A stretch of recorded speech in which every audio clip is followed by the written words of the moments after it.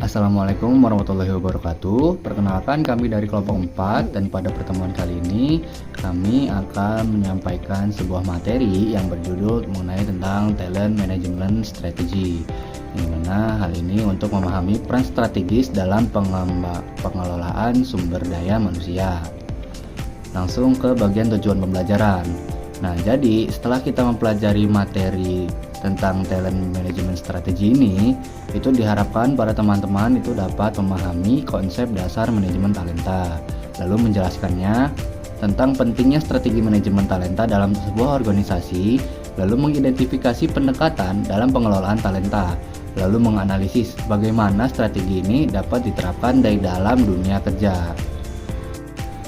Untuk anggota kelompok 4 sendiri itu ada Rahayu Agustin dengan ujung MPM 128, ada Putri Regita ujung MPM 113, lalu ada Amanda Rahmawati dengan ujung MPM 134, ada Olivia Rahma Aulia dengan ujung MPM 017, lalu ada Gina Altovia dengan ujung MPM 007, lalu ada Nazwa Gusni dengan ujung MPM 023, ada Nafisa Agesti dengan ujung MPM 002, lalu ada saya sendiri, Abdul Jabbar Tasena dengan ujung MPM 097, dan yang terakhir ada Noval Fadil dengan ujung MPM 117.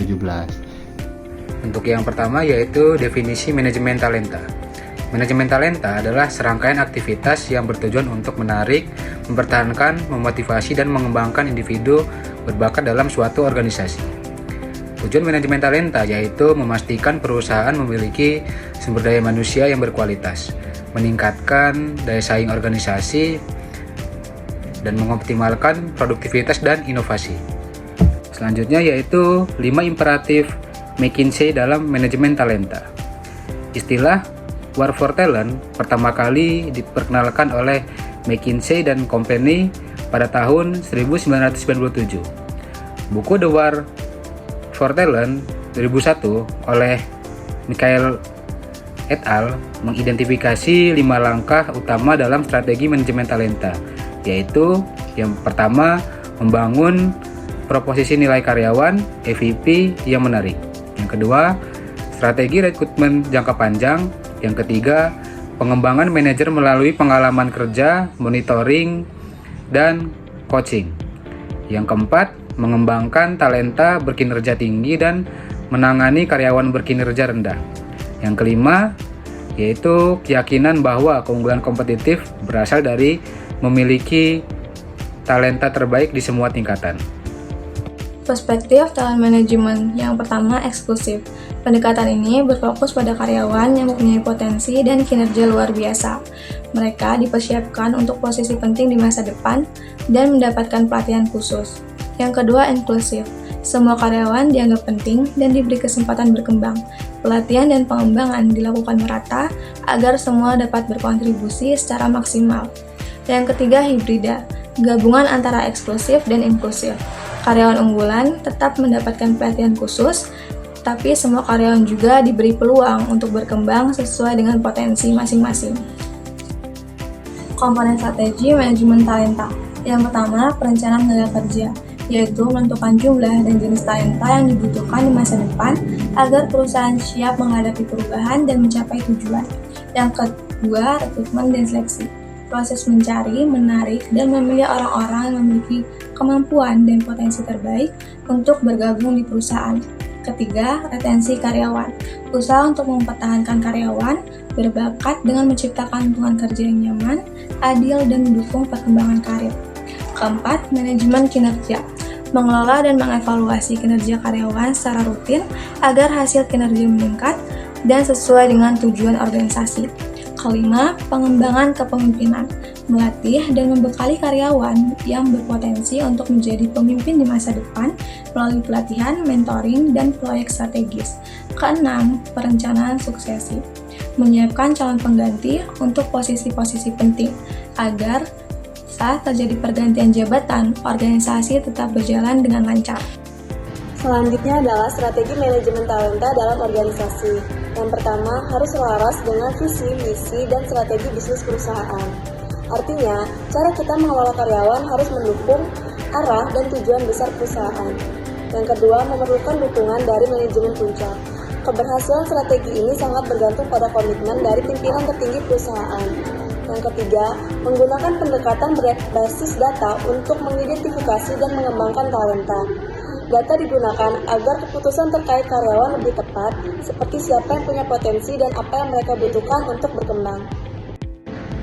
Selanjutnya adalah tantangan dalam manajemen talenta. Yang pertama, persaingan dalam mendapatkan talenta terbaik. Banyak perusahaan berlomba-lomba menarik orang-orang yang terbaik untuk bekerja bersama mereka. Selanjutnya, perubahan kebutuhan keterampilan akibat perkembangan teknologi. Karyawan harus terus belajar karena teknologi terus berkembang dan mengubah cara kerja.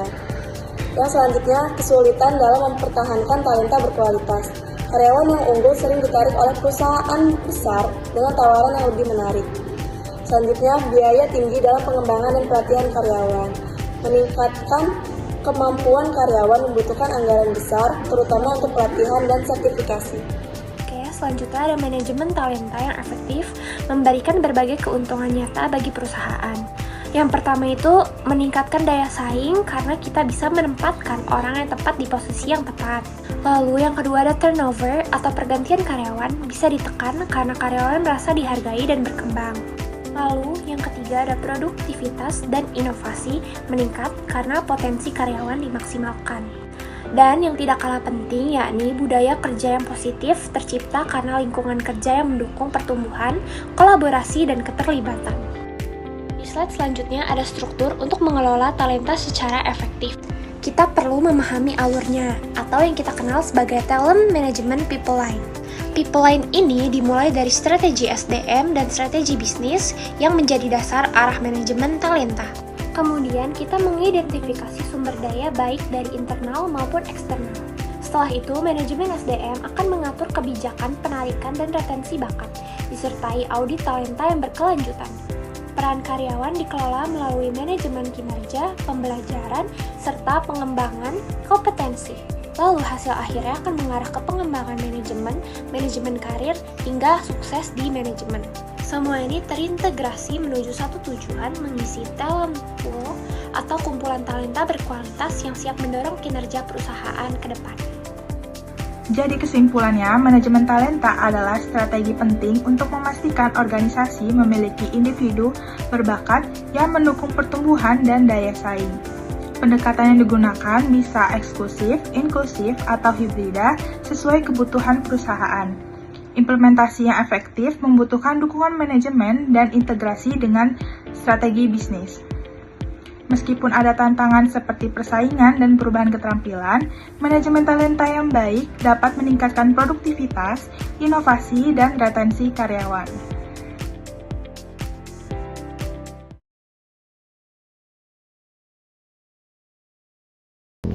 Assalamualaikum warahmatullahi wabarakatuh. Perkenalkan, kami dari kelompok 4 dan pada pertemuan kali ini kami akan menyampaikan sebuah materi yang berjudul keanekaragaman dan juga inklusi strategi.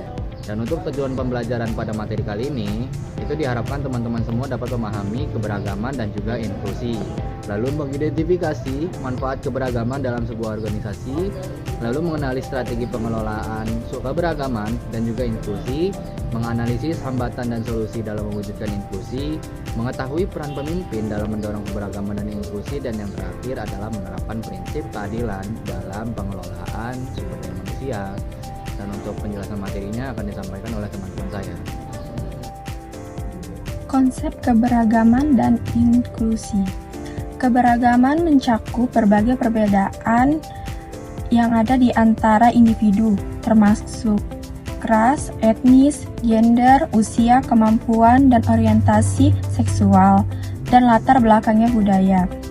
Inklusi adalah praktik menciptakan lingkungan di mana semua individu merasa dihargai dan diterima. Memahami kedua konsep ini penting untuk menciptakan tempat kerja yang sehat dan produktif, di mana setiap orang dapat berkontribusi secara maksimal. Manfaat keberagaman dalam organisasi. Keberagaman dalam organisasi memberikan banyak keuntungan seperti yang pertama, peningkatan kreativitas dan inovasi. Berbagai perspektif dapat menghasilkan ide-ide dan solusi yang lebih baik. Yang kedua, pemahaman pasar yang lebih baik. Tim yang beragam dapat lebih memahami kebutuhan dan preferensi pelanggan yang berbeda. Yang ketiga, daya tarik dan retensi talenta. Organisasi yang inklusif lebih menarik bagi calon karyawan dan dapat mempertahankan karyawan yang ada. Yang keempat, kepuasan karyawan yang lebih tinggi. Lingkungan yang inklusif meningkatkan kepuasan dan keterlibatan karyawan. Strategi efektif untuk pengelolaan keberagaman dan inklusi. Beberapa strategi yang dapat diterapkan untuk mengelola keberagaman dan inklusi yaitu 1. Pelatihan kesadaran keberagaman, yakni memberikan pelatihan kepada karyawan untuk meningkatkan pemahaman tentang keberagaman. 2. Pengembangan kebijakan inklusif, yaitu membuat kebijakan yang mendukung keberagaman dan inklusi di semua level organisasi. 3. Pembentukan kelompok sumber daya karyawan, yaitu menciptakan kelompok yang mendukung karyawan dari latar belakang tertentu. 4. Rekrutmen yang adil, mengimplementasikan praktik rekrutmen yang transparan dan adil untuk semua calon karyawan. Selanjutnya ada identifikasi hambatan dan solusi untuk mewujudkan inklusi. Hambatan yang sering dihadapi dalam mewujudkan inklusi meliputi 1. Stereotip dan prasangka, yaitu adalah pandangan negatif yang dapat mempengaruhi interaksi antar karyawan. Selanjutnya ada budaya organisasi yang tidak mendukung, yakni lingkungan yang tidak terbuka terhadap perbedaan. Oke, selanjutnya ada solusi untuk mengatasi hambatan ini dengan beberapa cara meliputi edukasi dan pelatihan berkelanjutan, meningkatkan kesadaran dan pemahaman tentang keberagaman, saluran komunikasi terbuka untuk mendorong dialog dan umpan balik dari semua karyawan, dan yang terakhir keterlibatan semua level organisasi, yakni melibatkan semua karyawan dalam inisiatif keberagaman dan inklusi.